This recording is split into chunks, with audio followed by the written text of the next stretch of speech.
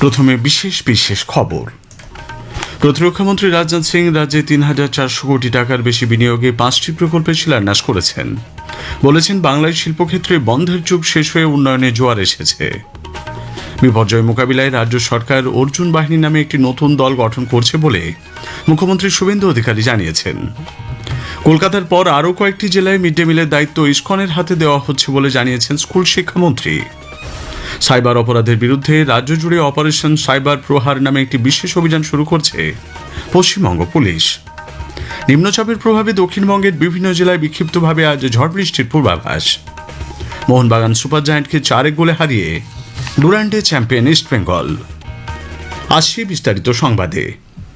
প্রতিরক্ষামন্ত্রী রাজনাথ সিং রাজ্যে ৩,৪০০ কোটি টাকার বেশি বিনিয়োগে 5টি প্রকল্পের শিলান্যাস করেছেন। কলকাতার খিদিরপুর, হাওড়ার শালিমার, দক্ষিণ 24 পরগনার রায়চক এবং উত্তর 24 পরগনার ইছাপুরে এই প্রকল্পগুলি গড়ে উঠবে। গতকাল এই উপলক্ষে ভাষণে প্রতিরক্ষামন্ত্রী বলেন, বাংলায় শিল্পক্ষেত্রে বন্ধের যুগ শেষ হয়ে উন্নয়নে জোয়ার এসেছে। গার্ডেন রিচ শিপ বিল্ডার্স ভবনে এই অনুষ্ঠানে প্রতিরক্ষামন্ত্রী বলেন, উপেক্ষিত শিল্প পরিকাঠামো প্রাণ ফিরে পাচ্ছে। পশ্চিমবঙ্গে নতুন শিল্প বিনিয়োগের ফলাফল সুদূর প্রসারী হবে বলে দৃঢ় প্রত্যয় ব্যক্ত করেছেন তিনি। शुभेंदु अधिकारी के आने के बाद, इनके लीडरशिप में यहाँ गवर्नमेंट बनने के बाद मैं कह सकता हूँ कि यह केवल बदलाव की महक नहीं है, बल्कि यह महक है, विकास की महक है। यह यदि बदलाव है तो इन्वेस्टमेंट का बदलाव है, और यदि यह बदलाव है तो नई अपॉर्चुनिटीज का बदलाव है। नेशनल सिक्योरिटी को इंश्योर करने में श्रीमान शुभेंदु सरकार ने अपनी बड़ी भूमिका निभाई है। তিনি জানান, স্বদেশী অস্ত্রে এখন শক্তিশালী প্রতিরক্ষা মন্ত্রক। অপারেশন সিন্দুরে সে আত্মনির্ভরতার প্রমাণ স্পষ্ট।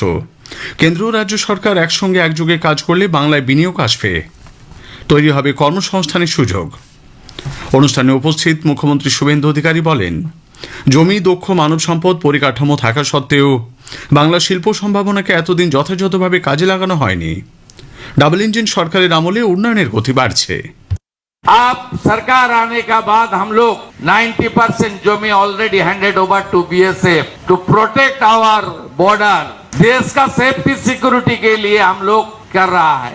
संवैधानिक जो कॉन्स्टिट्यूशनल ऑब्लिगेशन है एक सरकार का, प्रदेश का, वो भी नहीं था। বিপর্যয় মোকাবিলার জন্য রাজ্য সরকার অর্জুন বাহিনী নামে একটি নতুন দল গঠন করতে চলেছে। আগামী সেপ্টেম্বর মাসে এই বাহিনী কাজে নামবে বলে মুখ্যমন্ত্রী শুভেন্দু অধিকারী জানিয়েছেন। গতকাল এক অনুষ্ঠানের পর মুখ্যমন্ত্রী বলেন, তারাতলার সাম্প্রতিক ঘটনার প্রেক্ষিতে এই সিদ্ধান্ত নেওয়া হয়। এনডিআরএফ এর অনুকরণে তৈরি হতে চলা এই বাহিনীতে অগ্নিবীরদের নেওয়া হবে বলে তিনি জানান। তারাতলার ইনসিডেন্টের পরে আমরা ডিজাস্টার ম্যানেজমেন্ট এবং সিভিল ডিফেন্স থেকে একটা বাহিনী তৈরি করার কথা বলেছিলাম, যাতে আমরা অগ্নিবীরদের নেব।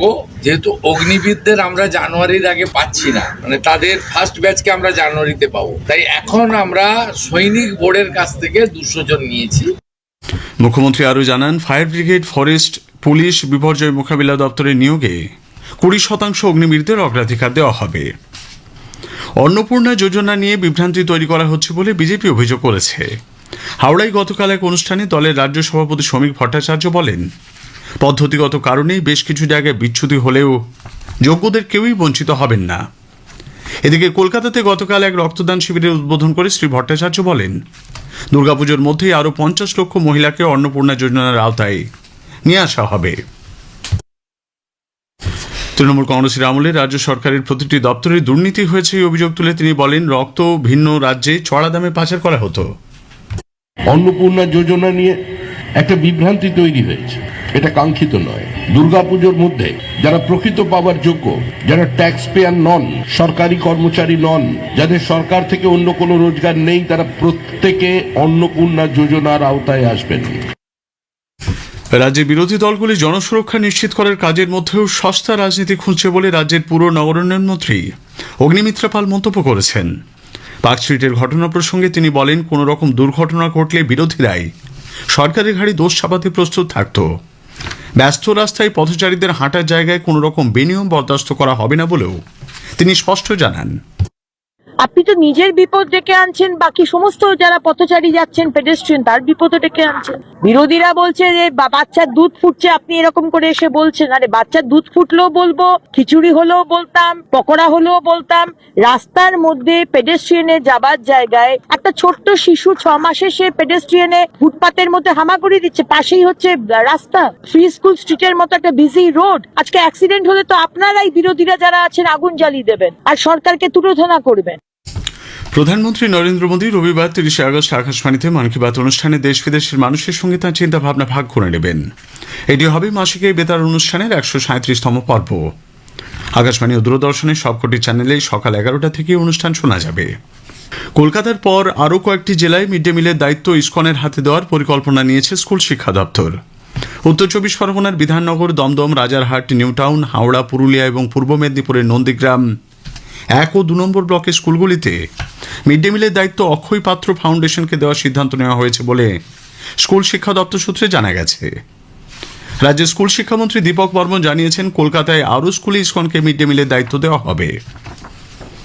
সাইবার অপরাধের বিরুদ্ধে রাজ্য জুড়ে বিশেষ অভিযান শুরু করেছে পশ্চিমবঙ্গ পুলিশের সাইবার অপরাধ দমন শাখা। অপারেশন সাইবার প্রহার নামে এই অভিযানে সাইবার প্রতারণার সঙ্গে যুক্ত হটস্পট এবং অপরাধ চক্রের সহায়ক নেটওয়ার্কগুলিকে চিহ্নিত করে এই অভিযান চালানো হচ্ছে। সুনির্দিষ্ট গোয়েন্দা তথ্যের ভিত্তিতে রাজ্যের বিভিন্ন প্রান্তে সমন্বিতভাবে এই অভিযান চালাচ্ছে পুলিশ। কলকাতা পুরসভায় কর্মী সংখ্যার তুলনায় বেতন বাবদ বেশি অর্থ খরচের অভিযোগের প্রেক্ষিতে বিষয়টি খতিয়ে দেখার জন্য পুরসভা একটি তদন্ত কমিটি গঠন করেছে। কাগজে কলমে কর্মী সংখ্যা মিলিয়ে দেখার পাশাপাশি বাস্তবে ওইসব কর্মীরা নিয়মিত কাজ করেন কিনা, তাদের নিয়মিত উপস্থিতির রেকর্ড আছে কিনা, সেই বিষয়গুলি কমিটি তদন্ত করে দেখবে। উল্লেখ্য, বিগত তৃণমূল কংগ্রেস সরকারের বিরুদ্ধে এই ধরনের অভিযোগ উঠেছিল। কলকাতার নিউ মার্কেটে মির্জা গালিব স্ট্রিটে একটি হোটেলে ভয়াবহ অগ্নিকাণ্ডের পর টাকা দিয়ে ফায়ার সেফটি সার্টিফিকেট পাওয়ার চাঞ্চল্যকর অভিযোগ উঠেছে। অভিযোগ 1.5 থেকে 2 লক্ষ টাকা দিলেই 3 বছরের জন্য সার্টিফিকেট, সঙ্গে আরও 50,000 টাকা দিলেই ফায়ার লাইসেন্স মিলত। দমকল পুরসভা সংশ্লিষ্ট আধিকারিকদের বিরুদ্ধেই অভিযোগ ওঠে। দক্ষিণ কলকাতার আনন্দপুরে একটি অভিজাত আবাসনিক গৃহ পরিচারিকাকে ধর্ষণের চেষ্টা এবং ধারালো হাতিয়ার দিয়ে আঘাতের অভিযোগ উঠেছে ওই ফ্ল্যাটেরই রাঁধুনির বিরুদ্ধে। মন্টু কুমার নামে ওই অভিযুক্তকে দুর্গাপুর স্টেশন থেকে গ্রেপ্তার করেছে লালবাজারের গুন্ডা দমন শাখা। পাঞ্জাবগামী একটি ট্রেন থেকে তাকে পাকড়াও করা হয়। বাঁকুড়ার বিষ্ণুপুর শহরের তুঁতবাড়ি এলাকায় এক চিকিৎসককে লক্ষ্য করে গুলি চালনার অভিযোগ উঠেছে দুষ্কৃতীদের বিরুদ্ধে।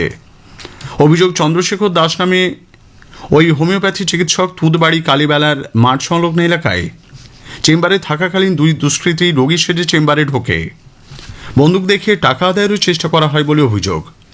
চিকিৎসকের চিৎকার শুনে পরিবারের লোকেরা দুষ্কৃতীদের তাড়া করলে তাদের লক্ষ্য করে গুলি ছোড়া হয় বলে অভিযোগ। পুলিশ ঘটনার তদন্ত শুরু করেছে। নদিয়ার মায়াপুর ইসকনে যথোচিত মর্যাদায় পালিত হচ্ছে ঝুলন উৎসব। দেশ বিদেশ থেকে বহু মানুষ উৎসবে যোগ দিয়েছেন। একটি প্রতিবেদন। নদিয়ার মায়াপুর ইসকন মন্দিরে ঝুলন উৎসবকে কেন্দ্র করে এক অপূর্ব আধ্যাত্মিক পরিবেশ লক্ষ্য করা যাচ্ছে। ফুলমালায় সেজে উঠেছে ঝুলন মঞ্চ, আর সেই মঞ্চে দোলনায় দুলছেন রাধা কৃষ্ণ বিগ্রহ। 8 থেকে 80 সব বয়সের মানুষজন দোল দিচ্ছে রাধা কৃষ্ণ বিগ্রহকে। সন্ধ্যা নামতেই শুরু হয়েছে বিশেষ আরতি, দীপদান, উলুধ্বনি, হরিনাম সংকীর্তনে মুখরিত গোটা ইসকন। দেশ বিদেশের হাজার হাজার ভক্ত পুণ্যার্থীরা সামিল হয়েছেন এই বিশেষ ঝুলন যাত্রা উৎসব প্রত্যক্ষ করতে। উত্তর বঙ্গোপসাগর এবং সংলগ্ন পশ্চিমবঙ্গ বাংলাদেশ উপকূলের উপর তৈরি হওয়া নিম্নচাপের প্রভাবে আজ ঝাড়গ্রাম ও পুরুলিয়া জেলায় বিক্ষিপ্তভাবে ভারী বৃষ্টির হলুদ সতর্কতা রয়েছে। আলিপুর আবহাওয়া দপ্তরের বিজ্ঞানী সৌরিশ বন্দ্যোপাধ্যায় জানিয়েছেন, ঘূর্ণাবর্ত অবস্থান করছে উত্তর বঙ্গোপসাগরের কাছে। এর প্রভাবে দক্ষিণবঙ্গের জেলাগুলিতে বৃষ্টিপাত কিছুটা বাড়ার সম্ভাবনা থাকবে। 24 তারিখে কিছুটা বৃষ্টিপাত বেশি থাকার সম্ভাবনা রয়েছে পশ্চিমের কয়েকটা জেলা, যেমন ঝাড়গ্রাম, বাঁকুড়া, পুরুলিয়া। 25 তারিখ থেকে পরবর্তী কয়েকদিন আবার বৃষ্টিপাতের পরিমাণ কমের দিকেই থাকবে। কিছুটা বৃষ্টিপাত বাড়ার সম্ভাবনা রয়েছে উত্তরবঙ্গের ক্ষেত্রেও 24 থেকে 26 তারিখের মধ্যে। বৃষ্টিপাত বাড়ার সম্ভাবনা রয়েছে কলকাতার ক্ষেত্রেও। প্রধানত মেঘলা আকাশ থাকবে এবং 2-1 পশলা হালকা থেকে মাঝারি ধরনের বৃষ্টিপাতের সম্ভাবনা থাকবে। মোহনবাগান সুপার জায়ান্টকে 4 গোলে হারিয়ে ডুরান্ডে চ্যাম্পিয়ন ইস্ট বেঙ্গল। গতকাল সল্টলেকে যুবভারতী ক্রীড়াঙ্গনে প্রথমার্ধে 3 গোলে এগিয়ে যায় তারা। শেষ করার আগে স্থানীয় সংবাদের বিশেষ কিছু অংশ আরও একবার। প্রতিরক্ষামন্ত্রী রাজনাথ সিং রাজ্যে 3,400 কোটি টাকার বেশি বিনিয়োগে 5টি প্রকল্পের শিলান্যাস করেছেন। কলকাতার পর আরও কয়েকটি জেলায় মিড ডে মিলের দায়িত্ব ইসকনের হাতে দেওয়া হচ্ছে বলে জানিয়েছেন স্কুল শিক্ষামন্ত্রী। স্থানীয় সংবাদ শেষ হলো। প্রথমে বিশেষ খবর। প্রধানমন্ত্রী নরেন্দ্র মোদী বলেছেন, মহাকাশ ক্ষেত্রে ধারাবাহিক উন্নতির লক্ষ্যে স্টার্টআপগুলিকে নিরন্তর প্রয়াস চালিয়ে যেতে হবে।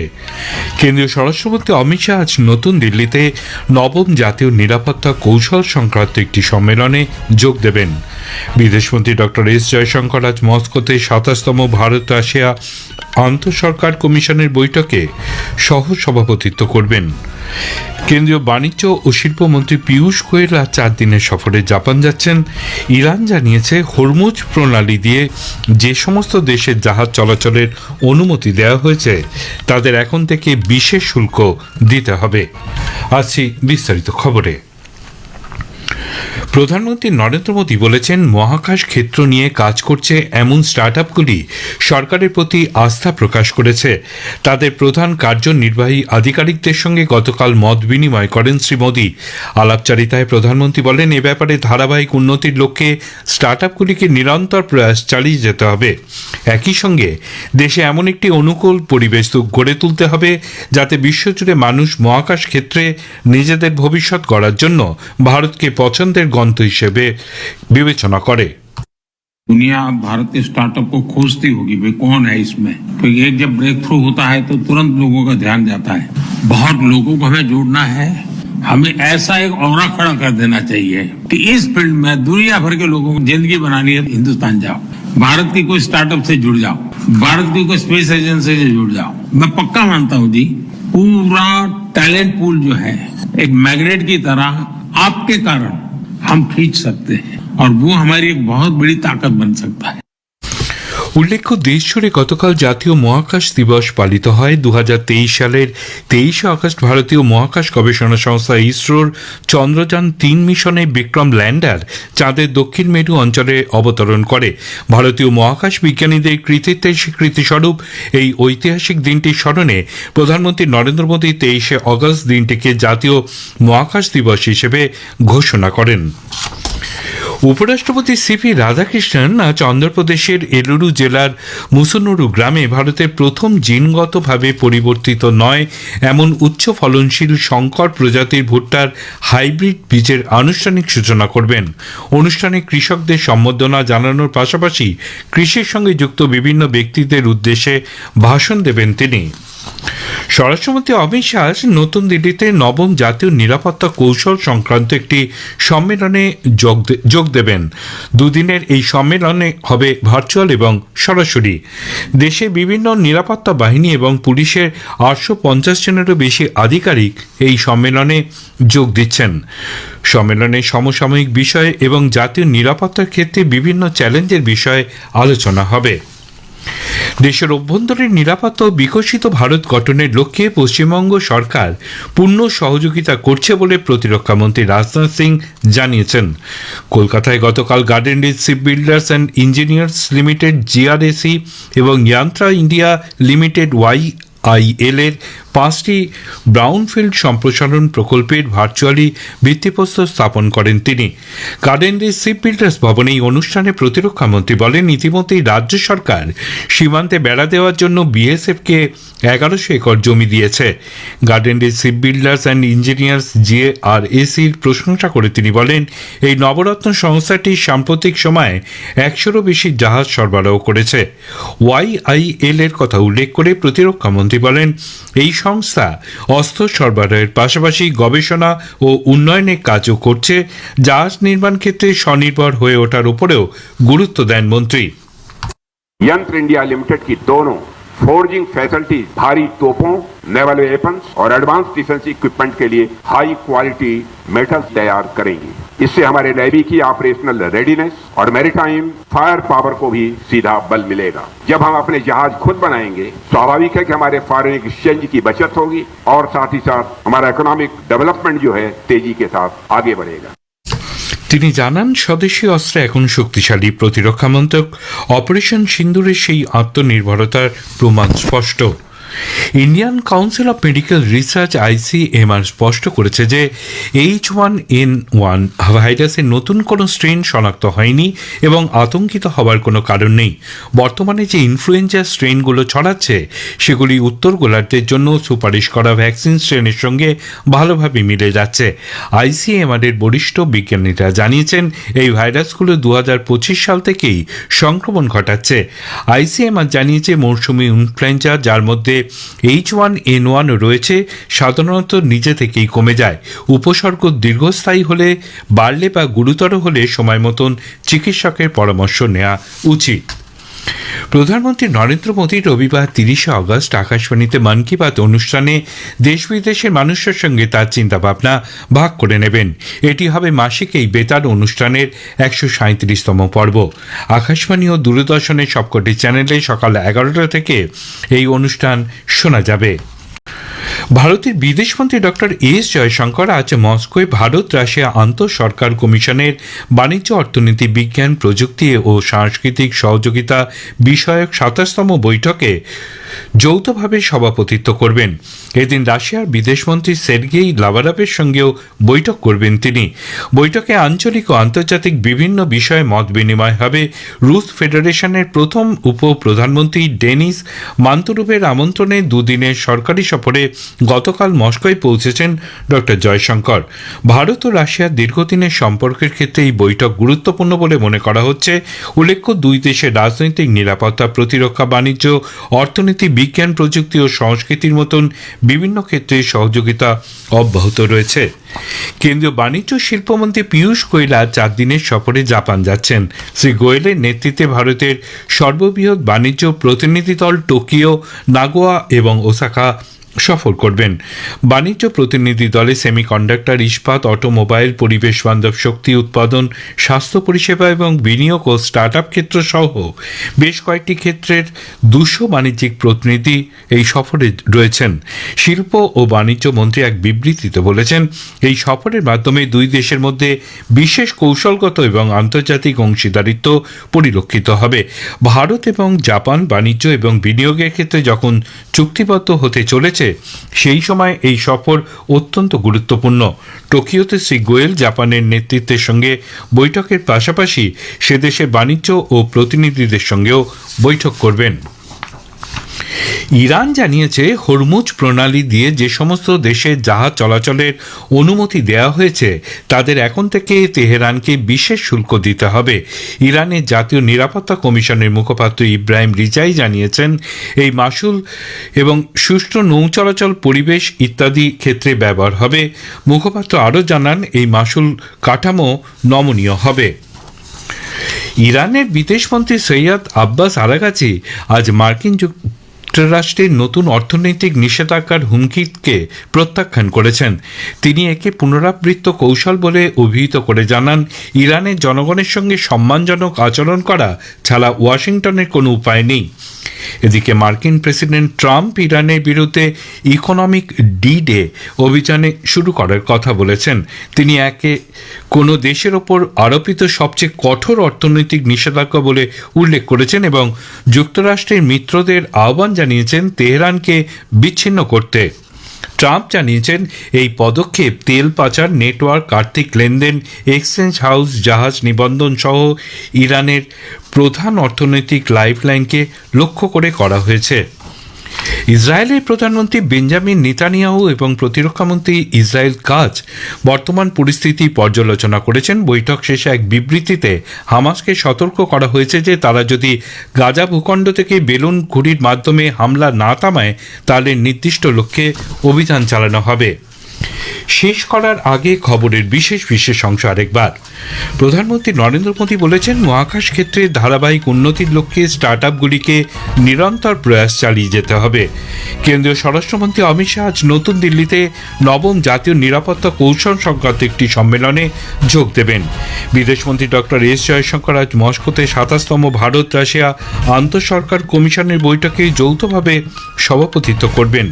কেন্দ্রীয় বাণিজ্য ও শিল্পমন্ত্রী পীয়ূষ গোয়েল আজ 4 দিনের সফরে জাপান যাচ্ছেন। খবর এখনকার মতো শেষ হলো।